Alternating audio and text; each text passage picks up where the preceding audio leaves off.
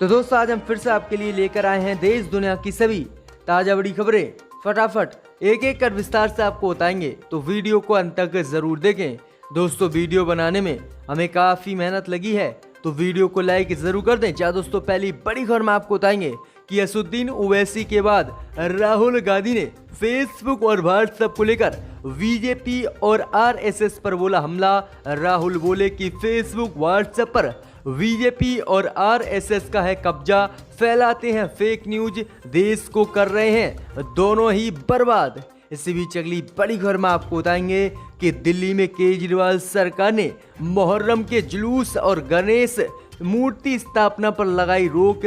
Corona के कारण लिया है दिल्ली सरकार ने ये फैसला। इसी बीच अगली बड़ी खबर में आपको बताएंगे कि बीजेपी सांसद सुब्रमण्यम स्वामी ने फिर दिया विवादित बयान।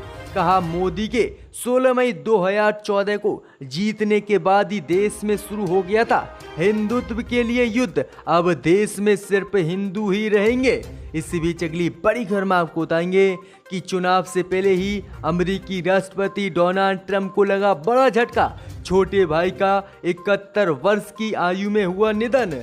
इसी बीच अगली बड़ी खबर में आपको बताएंगे कि मोदी सरकार को लगा तगड़ा झटका, मोदी सरकार में फिर उठी नागालैंड में अलग झंडे और संविधान की मांग, अलग देश बनाने का भी नागालैंडी कर रहे हैं ऐलान। इसी बीच अगली बड़ी खबर में आपको बताएंगे कि योगी सरकार पर फिर गरजे संजय सिंह, बोले प्रदेश में जंगल राज है कायम, ठाकुरों के लिए कर रही है योगी सरकार काम, अन्य सभी जाति हैं डर से भयभीत। इस बीच अगली बड़ी खबर में आपको बताएंगे कि दिल्ली के शाहीन बाग में CAA और NRC के खिलाफ विरोध प्रदर्शन करने वाले शहजाद अली भाजपा में हुए शामिल, पूरे प्रदेश में है डर का माहौल।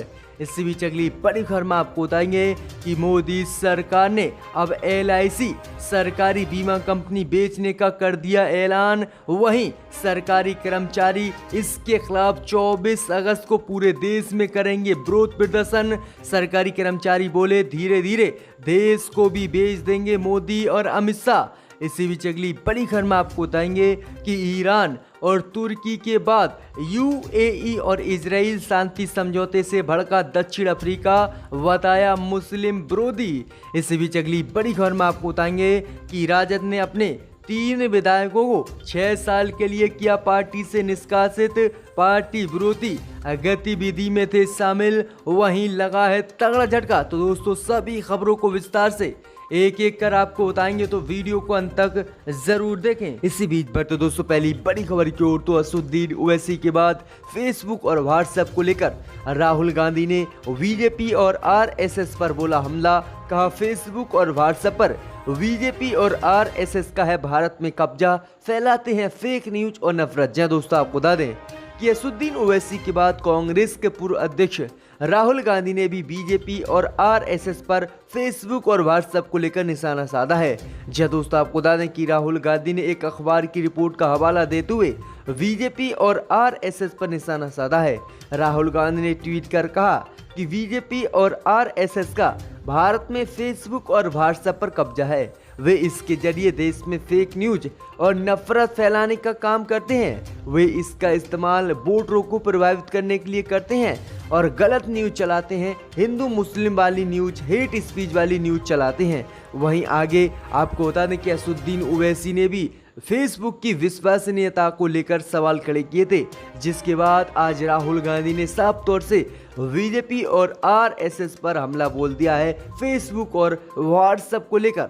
इसी बीच बढ़ते दोस्तों अगली बड़ी खबर की ओर, तो दिल्ली सरकार ने मुहर्रम और गणेश मूर्ति को लेकर जारी की नई गाइडलाइन। मुहर्रम पर जुलूस या ताजिया निकालने पर पूर्ण रूप से केजरीवाल सरकार ने लगाई रोक। जय दोस्तों आपको बता दें कि कोरोना महामारी के बढ़ते प्रकोप के मद्देनजर केंद्र की मोदी सरकार की गाइडलाइन के अनुसार ही दिल्ली सरकार ने भी मुहर्रम के त्योहार और गणेश चतुर्थी के त्योहार को लेकर एक नई गाइडलाइन जारी कर दी है। जब दोस्तों आपको बता दें कि दिल्ली की केजरीवाल सरकार ने अपनी नई गाइडलाइन में मुहर्रम के त्योहार के दौरान ताजिया निकालने पर पूर्ण रूप से पाबंदी लगा दी है। वहीं आपको बता दें कि गणेश चतुर्थी पर्व पर भी भगवान गणेश की सार्वजनिक मूर्ति स्थापना या पंडाल बनाने पर भी दिल्ली सरकार ने प्रतिबंध लगा दिया है। वहीं दिल्ली सरकार ने कहा है कि कोरोना महामारी के संक्रमण के कारण ही इन दोनों ही त्योहारों पर प्रतिबंध लगाया गया है। यानी दिल्ली में भी इस बार मुहर्रम घरों में ही मनाए जाएंगे और दिल्ली सरकार ने भी घरों में ही मनाने की इजाजत दी है। तो ये काफी बड़ी अपडेट है दिल्ली से। इसी बीच बढ़ते दोस्तों अगली बड़ी खबर की ओर, तो बीजेपी सांसद सुब्रमण्यम स्वामी ने फिर किया विवादित ट्वीट। सुब्रमण्यम स्वामी बोले 16 मई 2014 से देश में शुरू हुआ है हिंदुत्व के लिए युद्ध। जय दोस्तों आपको बता दें कि बीजेपी सांसद सुब्रमण्यम स्वामी ने एक बार फिर से विवादित ट्वीट किया है। सुब्रमण्यम स्वामी ने देश की जनता को बताया कि कैसे कैसे देश के लोगों को आज़ादी मिली। इसी बीच उन्होंने लिखा कि ब्रिटिश साम्राज्यवाद से भारत की मुक्ति का पहला युद्ध 1857 में हुआ था और तीसरा युद्ध 15 अगस्त 1947 को हुआ था। वहीं आगे उन्होंने लिखा कि 16 मई 2014 को देश में हिंदुत्व के लिए युद्ध शुरू हो गया है। वहीं सुब्रमण्यम स्वामी का सीधा कहना है कि 16 मई 2014 को बीजेपी को पूर्ण बहुमत की सरकार केंद्र में बनी थी, जिसके बाद प्रधानमंत्री मोदी देश के प्रधानमंत्री बने थे और उनका सीधा कहना है कि प्रधानमंत्री मोदी के प्रधानमंत्री बनते ही देश में हिंदुत्व के लिए युद्ध शुरू हो गया है। वहीं आपको बता दें कि इससे पहले भी बीजेपी सांसद सुब्रमण्यम स्वामी कई बार विवादित बयान दे चुके हैं। उन्होंने पहले ही कहा था कि हिंदुओं का अधिकार मुस्लिमों की संपत्ति के अधिकार से ऊपर है और अब देश में हिंदुत्व के लिए युद्ध शुरू हो गया है। तो किस तरह से बीजेपी सांसद अब भी विवादित टिप्पणी करने से नहीं बच रहे हैं। इसी बीच बढ़ते दोस्तों अगली बड़ी खबर की ओर, तो अमेरिका में चुनाव से पहले ही डोनाल्ड ट्रंप को लगा बड़ा झटका। छोटे भाई का 71 वर्ष की आयु में हुआ निधन। जी दोस्तों आपको बता दें कि अमेरिकी राष्ट्रपति डोनाल्ड ट्रंप ने पुष्टि की है कि उनके छोटे भाई रॉबर्ट का 71 वर्ष की आयु में निधन हो गया है। समाचार एजेंसी सिन्हुआ ने शनिवार की रात ट्रंप के बयान को देश में और पूरी दुनिया में बताया है। उन्होंने कहा कि मेरा दिल बहुत भारी है। आज मेरा अद्भुत भाई रॉबर्ट शांति से इस दुनिया से चला गया है। वह सिर्फ मेरा भाई नहीं था, वह मेरा सबसे अच्छा दोस्त था। तो ये काफ़ी बड़ा झटका उन्हें लगा है चुनाव से पहले ही, क्योंकि हाल ही में अमेरिका में राष्ट्रपति के चुनाव होने हैं और इसी बीच उनके भाई का 71 वर्ष की उम्र में निधन हुआ है। इसी बीच बढ़ते दोस्तों अगली बड़ी खबर की ओर, तो मोदी सरकार की बड़ी मुश्किलें, नागालैंड में उठी अलग झंडे और संविधान की मांग। जहाँ दोस्तों आपको बता दें कि नागालैंड के राज्यपाल RN रवि और NSCN के साथ शांति समझौते को लेकर चल रही बातचीत अब बेनतीजा हो गई है। जी दोस्तों आपको बता दें कि NSCN ने अब नागालैंड के लिए अलग झंडे और अलग संविधान की मोदी सरकार से मांग कर दी है। वहीं आपको बता दें कि NSCN और मोदी सरकार के बीच 2015 में एक शांति समझौता हुआ था, जिस पर NSCN ने भी हस्ताक्षर किए थे और मोदी सरकार ने भी हस्ताक्षर किए थे। लेकिन अब 5 साल बीत जाने के बाद फिर से अब जो है नागालैंड में अलग झंडे और अलग संविधान की मांग उठने लगी है। वहीं आपको बता दें कि विद्रोही गुटों ने साफ तौर से मोदी सरकार को चेतावनी दे दी है। अगर मोदी सरकार ऐसा नहीं करती है तो वे लोग हिंसा करेंगे और अलग देश और अलग झंडे और अलग संविधान की मांग करेंगे। तो ये मोदी सरकार को काफ़ी बड़ा झटका लगा है। इसी बीच बढ़ते दोस्तों अगली बड़ी खबर की ओर, तो मोदी सरकार की बड़ी मुश्किलें, सभी सरकारी कर्मचारी 24 अगस्त को देश में मोदी सरकार के खिलाफ करेंगे विरोध प्रदर्शन।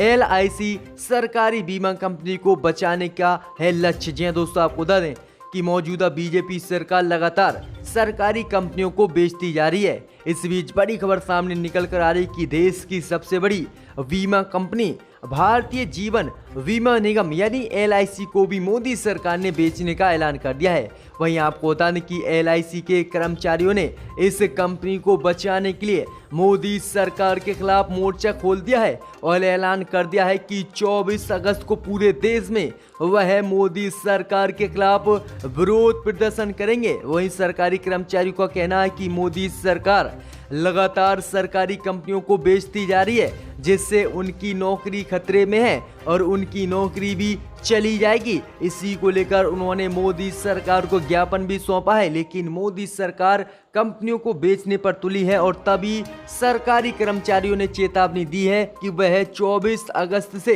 पूरे देश में विरोध प्रदर्शन करेंगे और मोदी सरकार के खिलाफ मोर्चा खोलेंगे। तो किस तरह से मोदी सरकार लगातार सभी कंपनियों को बेचने पर तुली हुई है। इसी बीच बढ़ते दोस्तों अगली बड़ी खबर की ओर, तो दिल्ली के शाहीन बाग में CAA और NRC के खिलाफ प्रदर्शन करने वाले शहजाद अली भाजपा में हुए शामिल। जय दोस्तों आपको बता दें कि दिल्ली के शाहीन बाग के सामाजिक कार्यकर्ता और CAA NRC के खिलाफ भाजपा सरकार का विरोध करने वाले शहजाद अली रविवार को दिल्ली भाजपा अध्यक्ष आदेश गुप्ता और पार्टी नेता श्याम जाजू की मौजूदगी में भगवा पार्टी में शामिल हो गए हैं। भाजपा में शामिल होने के बाद शहजाद अली ने कहा कि मैं भाजपा में शामिल हुआ हूं ताकि हमारे समुदाय में शामिल उन लोगों को गलत साबित किया जा सके जो सोचते हैं कि भाजपा हमारी दुश्मन है और मुसलमानों के खिलाफ है। उन्होंने कहा कि हम CAA की चिंताओं पर भी एक बैठक करेंगे और इस पर भी कुछ न कुछ करेंगे। वहीं आपको बता दें कि यही वह व्यक्ति हैं जिन्होंने शाहीन बाग में सबसे ज्यादा CAA और NRC के खिलाफ भाजपा का विरोध प्रदर्शन किया था, लेकिन हिंसा के बाद दिल्ली के मुसलमान डरे हुए हैं और इसीलिए इन्होंने भाजपा को ज्वाइन किया है। इसी बीच बढ़ते दोस्तों अगली बड़ी खबर की ओर, तो तुर्की और ईरान के बाद UAE और इजराइल के शांति समझौते से भड़का दक्षिण अफ्रीका जताया खेद, कहा यह है मुस्लिम विरोधी। जय दोस्तों आपको बता दें कि इजराइल और संयुक्त अरब अमीरात के बीच हुए शांति समझौते को लेकर दक्षिण अफ्रीका भड़क उठा है। इन दोनों देशों के बीच सामान्य हो रहे रिश्तों पर चिंता जताते हुए दक्षिण अफ्रीका ने कहा कि ये बहुत खेदजनक है और ये मुस्लिम विरोधी है। वहीं आगे उन्होंने कहा कि ये समझौता फिलिस्तीनी मुसलमानों को शामिल किए बिना ही किया गया है। दक्षिण अफ्रीका के अंतर्राष्ट्रीय संबंधों और सहयोग विभाग ने शुक्रवार को जारी बयान में कहा कि पश्चिम एशिया में शांति और स्थिरता, खास तौर पर फिलिस्तीनी मुसलमानी लोगों को परेशानियों का स्थायी समाधान दक्षिण अफ्रीका के लिए बहुत महत्वपूर्ण है। और उन्होंने कहा कि जिस तरह से UAE और इजराइल के बीच शांति समझौता डोनाल्ड ट्रंप ने कराया है बहुत ही गलत है और ये मुस्लिम विरोधी है। भैया आपको बता दें कि दक्षिण अफ्रीका से पहले ही तुर्की और ईरान ने भी इसको मुस्लिम विरोधी बताया था और इस पर खेद जताया था। तो ये काफ़ी बड़ी अपडेट है कि लगातार मुस्लिम देश इस समझौते से नाराज हैं। इसी बीच बढ़ते दोस्तों अगली बड़ी खबर की ओर, तो RJD ने अपने 3 विधायकों को 6 साल के लिए किया निष्कासित। पार्टी के विरोधी गतिविधियों में थे शामिल, बीजेपी से मिले हुए थे। जय दोस्तों आपको बता दें कि राष्ट्रीय जनता दल RJD ने पार्टी विरोधी गतिविधियों के लिए अपने 3 विधायक महेश्वर प्रसाद यादव, प्रेमा चौधरी और फराज फातिमा को 6 सालों के लिए पार्टी से निष्कासित किया है। जानकारी के मुताबिक ये तीनों विधायक पार्टी विरोधी गतिविधियों में शामिल थे। बताया ये भी जा रहा है कि राष्ट्रीय अध्यक्ष लालू यादव के निर्देश पर इन सभी को 6 वर्षों के लिए पार्टी से निष्कासित कर दिया गया है। वहीं दूसरी तरफ राजनीतिक गलियारों में इस बात की चर्चा है कि श्याम रजक बीजेपी और RJD को JDU को छोड़कर फिर से जो है RJD में आना चाहते हैं, जो काफ़ी बड़ा झटका बीजेपी और JDU को जो है विधानसभा चुनाव से पहले लग सकता है। तो ये काफ़ी बड़ी अपडेट है। इसी बीच बढ़ते दोस्तों अगली बड़ी खबर की ओर, तो आम आदमी पार्टी के सांसद संजय सिंह ने योगी सरकार पर बोला हमला, कहा प्रदेश में कायम है जंगलराज। दोस्तों आपको बता दें कि आम आदमी पार्टी के राज्यसभा सांसद संजय सिंह ने एक बार फिर से योगी सरकार पर हमला बोला है। जी दोस्तों आपको बता दें कि उन्होंने कहा कि यूपी में सिर्फ ठाकुरों के लिए सरकार चल रही है और ब्राह्मणों को निशाना बनाया जा रहा है। संजय सिंह ने लखीमपुर खीरी में हुए गैंग रेप का जिक्र करते हुए नाबालिग लड़की के साथ बलात्कार का भी जिक्र करते हुए हमला बोला है। योगी सरकार पर आरोप लगाते हुए संजय सिंह ने कहा कि राज्य में जंगल राज जैसी स्थिति है और सरकार के खिलाफ आवाज उठाने वालों के खिलाफ मामले दर्ज किए जा रहे हैं। वहीं राज्यसभा सांसद ने योगी सरकार को चेतावनी देते हुए कहा है कि मैं योगी सरकार से कभी भी नहीं डरता हूं। राज्य के सभी 1700 पुलिस स्टेशनों में मेरे खिलाफ मामला भी दर्ज करवा दें तब भी मैं नहीं डरूंगा। योगी हो या फिर कोई अन्य, मैं हर किसी के खिलाफ आवाज उठाता रहूंगा। आगे उन्होंने योगी सरकार को चेतावनी दी है कि अगर ज्यादा परेशान किया गया तो वह सड़क पर भी मार्च निकालेंगे और योगी सरकार के खिलाफ आवाज मुखर करेंगे। तो ये काफी बड़े हमले आज फिर से संजय सिंह की तरफ से बोले गए हैं। दोबारा इस ऐवान में आकर